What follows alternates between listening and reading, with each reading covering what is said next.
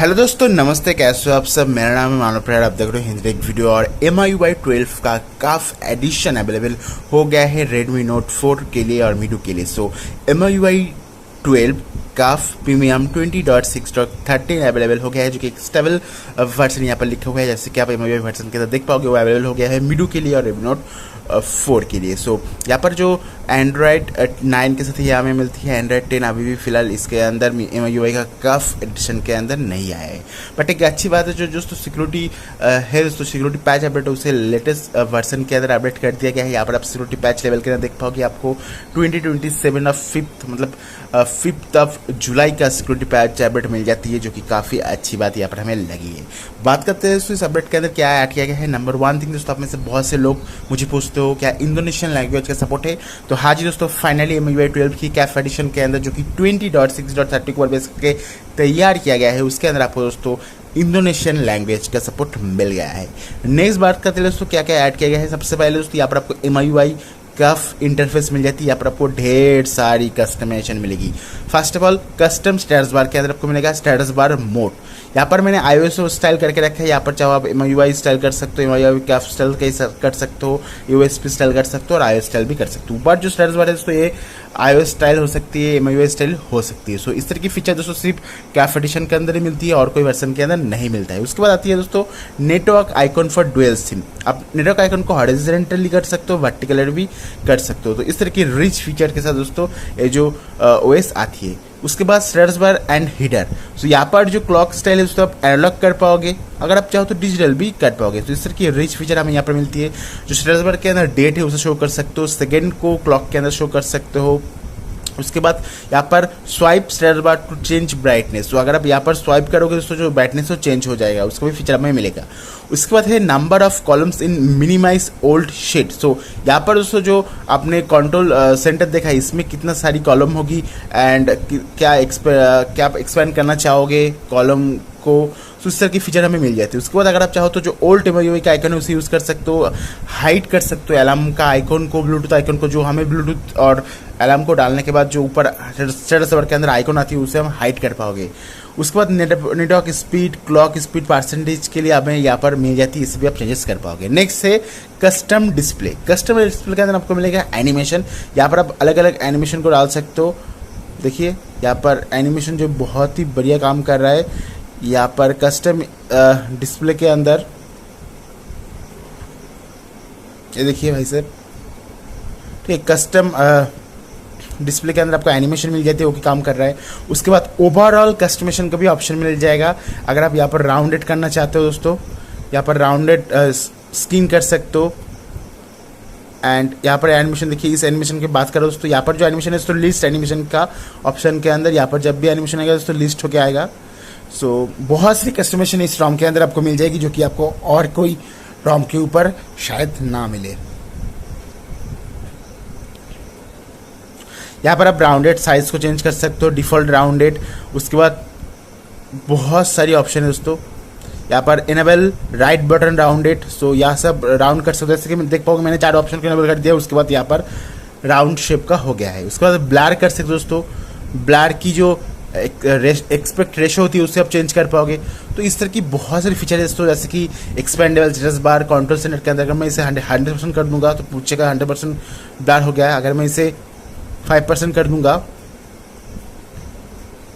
तो 5% हो जाएगा। सो बहुत सारी चीज़ें दोस्तों जो कि आपको यहाँ पर मिल गई। देखो यहाँ पर मैंने फुल कर दिया, उसके बाद देखो ब्लर हो गया। सो कुछ इस तरह की फीचर आपको मिलेगी। 180 फ्लिप का ऑप्शन है। जो एज इफेक्ट है, यहाँ पर देखिए एक एज इफेक्ट आपको मिलेगा, इसका भी ऑप्शन आपको मिल जाएगा। स्क्रीनशॉट ले सकते हो आप कोई भी एप्लीकेशन के ऊपर।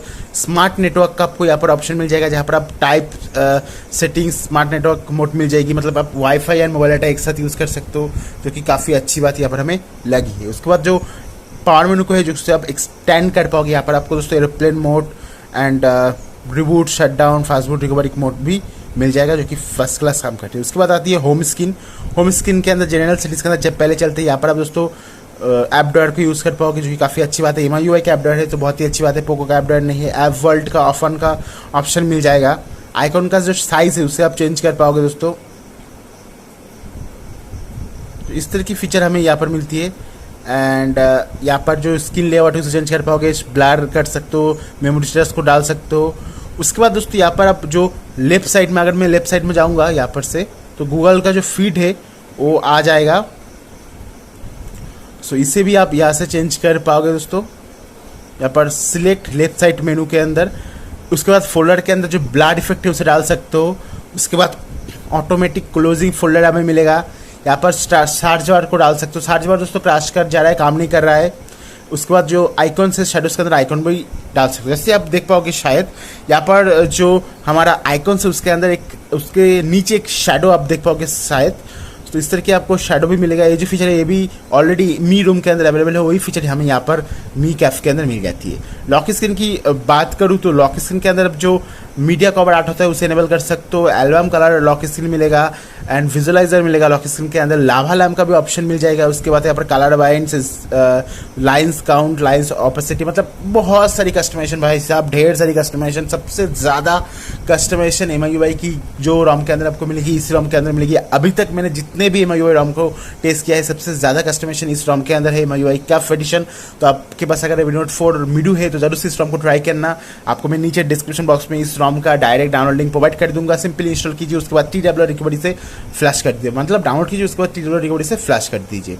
Music management, show, charging, animation का ऑप्शन मिल जाएगा। ये जो रोम है दोस्तों 20.6.30 पर बेस करके Redmi Note 4 के लिए तैयार किया गया है। उसके बाद नैप बार मिल जाएगा एंड इस तरह की आपको स्टेप मिल जाएगी। Lava lamp, speed and special feature के अंदर नॉर्मल स्टेप है। गेम टर्बो मोड यहाँ पर हमें मिल जाती है, एग्री करते हैं। एंड गेम टर्बो मोड के अंदर जो चाइनीज स्टैप है उसको उसे हटा दिया गया है क्योंकि चाइनीज स्टैप का कोई भी ज़रूरत यहाँ पर गेम टर्बो मोड के अंदर नहीं है। Video tool box, quick reply, second space, MIUI lab already आप दोस्तों लास्ट बहुत सारी वीडियो के अंदर देख चुके हैं। मैंने बहुत सारी चीज़ ऑलरेडी कवर कर दिया है। नेक्स्ट फीचर है दोस्तों उसका नाम है कस्टम कलर। यहाँ पर दोस्तों जो कलर्स है उसे डाल सकते हो, ये भी काम कर रहा है। ऑलवेज ऑन डिस्प्ले का ऑप्शन मिल जाएगा दोस्तों। ये जो ऑलवेज ऑन डिस्प्ले है दोस्तों अभी तक का सबसे अच्छा ऑलवेज ऑन डिस्प्ले है। बहुत सारी स्टैप है जो कि अभी भी इसके अंदर आना बाकी है दोस्तों। पूर्ण वाला ऑलवेज ऑन डिस्प्ले है, इसके अंदर बहुत सारी चाइनीज़ थीम है जो कि अभी भी नहीं आई है, बट इन फ्यूचर शायद हमें यहाँ पर मिल सकती है। ये जो रोम है दोस्तों एंड्रॉइड 9 पाई के ऊपर बेस करके तैयार किया गया है, इसलिए आपको एंड्रॉइड 10 का कुछ फीचर नहीं मिलता है। ऐसे कि दोस्तों यहाँ पर जो ग्लोबल डार्क मोड है वो यहाँ पर हमें नहीं दिखाई देती है। डार्क मोड तो मिलता है जो कि फर्स्ट क्लास काम करती है, बट जो ग्लोबल और फोर्स डार्क मोड है वो नहीं मिलता है। आप चाहो तो शेड्यूल भी कर पाओगे जो कि काफ़ी अच्छे से काम करता है। एंड जो फ्लोटिंग विंडो है यहाँ पर आप देख पाओगे, फ्लोटिंग विंडो का ऑप्शन नहीं मिलता है, बट आपको यहाँ पर स्प्लिट स्क्रीन का ऑप्शन मिल जाती है। एंड्रॉइड 10 के ऊपर बेस करके भी जल्दी ही MIUI 12 का CAF एडिशन आने वाला है। एंटी फ्लिकर मोड मिलती है जो कि एक्चुअली दोस्तों आपका कोई भी काम करने है, क्योंकि जो एंटी फ्लिकर मोड है दोस्तों ये सिर्फ एंड्रॉइड 10 के साथ ही काम करती है। एंड सनलाइट मोड यहाँ पर मुझे नहीं मिला, बट एक अच्छी बात है दोस्तों आपको MIUI 12 का नया फॉन्ट मिल जाती है, use new MIUI fonts. But इस फॉन्ट को अप्लाई करने के लिए आपका जो फ़ोन है उसे रिबूट करना होगा। मी रोम का जो लेटेस्ट वर्जन है उसके अंदर रिबूट नहीं करना पड़ता है। सो इस चीज़ को ध्यान देना होगा। उसके बाद पिक्चर इन पिक्चर मोड का भी सपोर्ट आ गया है भाई साहब फाइनली। सो इस तरह की छोटे छोटे फीचर है जो कि आपको शायद ही और कोई रोम के अंदर मिलेगा। स्क्रीन सेवर का भी ऑप्शन यहाँ पर हमें मिल जाती है। उसके बाद जो ब्राइटनेस की बात करूँ, सॉरी ब्राइटनेस नहीं भाई साहब, फिंगरप्रिंट सेंसर यहाँ पर काम कर रहा है। मैं आपको दिखाता हूँ, ये देखिए